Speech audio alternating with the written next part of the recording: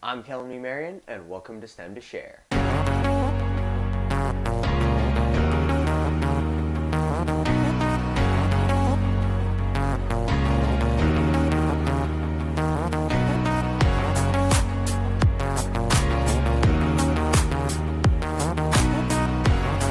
In this episode, I'm going to show you how I put together these Raspberry Pis, the different components of the device, and what they are used for. So over here you have a Ethernet port, which is what you would use if you wanted to use a wired internet connection. You have 4 USB-A ports if you wanted to plug in something like a mouse or a keyboard. Then over here you have a headphone jack if you had a pair of wired earbuds. Then these 2 ports right here are both mini HDMI ports and 1 USB-C port. This one is used for the display, so if you want the display to turn on, this is the port you need to use. The USB-C port is the one that gives the Raspberry Pi power. Going over a few of the interior aspects of the Raspberry Pi, you have this, which is the processor, and then you see the underneath the little silvery thing is the actual processor itself. And then on top you have the heatsink, which allows the processor to stay cooler. You have the RAM, which is also the little silvery piece underneath here. It's actually a black piece, but it's really hard to see because it's right underneath. And then you also have a heatsink on top of that to try and keep that cooler. And then this last heatsink right here that you have is for the Bluetooth and Wi-Fi. So if you had like a pair of wireless earbuds, or if you wanted to use like your home's Wi-Fi or something like that. And then you have the fan, which is also used for cooling the Raspberry Pi.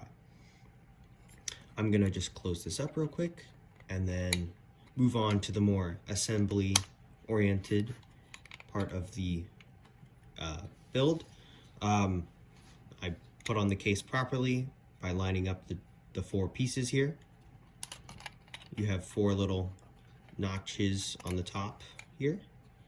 They're probably kind of hard to see on top, and I line up the 4 holes here. 3, 4 on top to put on the case. Get it to lock in place. Make sure that it can't be pushed down any further. That's how you know it's in place. And then it goes on the back of the display, which is right here. On the back, you have the base, which is where the Raspberry Pi stands on. You have the power for the Raspberry for the display, and you have the HDMI port for the display. This is for its signal, and this is for its power. So the way I'm going to assemble this is I'm going to have all the different ports, the USB-C, the micro HDMIs, and the headphone jack. I'm going to line that up. I'm going to partially slide this on, because if you slide it all the way on, it's very tight and it's hard for the cables to bend, especially the HDMI cable. So then I'm going to plug in the HDMI, which is this portion, to the micro HDMI port, which is this one. Focus. Okay, there we go. Plug that into the base here. And then we plug this cord into the first port, the first HDMI, micro HDMI port. Otherwise, you do not get any signal. So there, I got it in, the micro HDMI and the HDMI. And then for our power, you need to plug in the wall portion of it. Currently I have a power strip below, but plug that into a wall or an outlet or something like that. And then you will plug in your circle end here to the Raspberry Pi display, and you will plug in the USB-C port or cable to the USB-C port down here on the actual Raspberry Pi. And then it should look something like this, where you have the circle in here, the HDMI in here, the micro HDMI into the Pi, and the power from the USB-C into here. Then what you're going to do is you're going to slide this down so that it's flush with the top of the case. It's not 100%, but it's basically flush.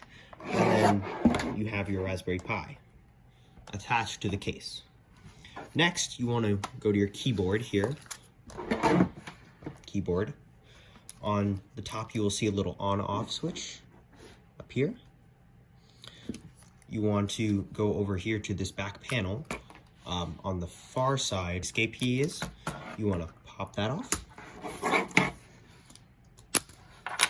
And in here, you have to have 2 batteries, and you have the little USB piece for you to plug into the Raspberry Pi. You jiggle it out, you get this, and this is what you plug into the Raspberry Pi, which allows you to use the keyboard.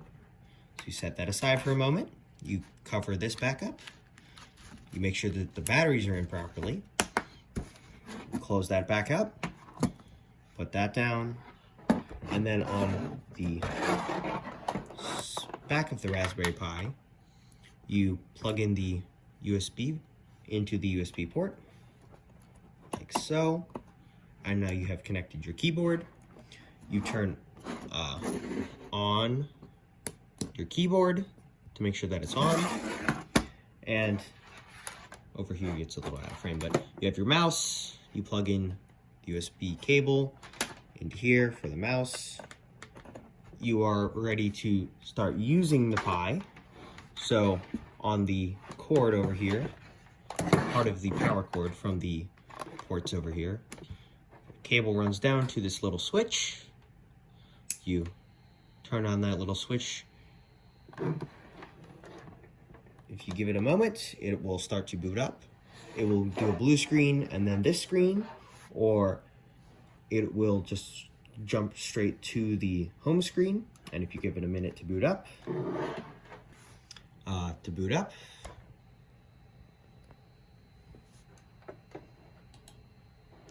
and then you have your Raspberry Pi. For now, you can just click the little X. And next, we'll need to connect to the Wi-Fi. To do that, we'll come to the top right here on this little icon. Left mouse, click on it. You'll see the Wi-Fi networks. You'll click on your Wi-Fi network, and then you'll plug in your passcode. And once you're done with that, and you've put in your password, click OK. It might take a second, but then this icon should pop up. Please give it a minute for it to connect to the Wi-Fi. Once it has stopped flashing, then you know it's connected to the network. Then you can come over to the top left where you see this little globe looking icon. You can left mouse click on it to activate it. Then you can go to YouTube. Give it a second to load, and then you're in. You can come up here to the search bar at the top and type in my channel name, and you can go to my YouTube channel. Then you can go to videos and see all my posted videos.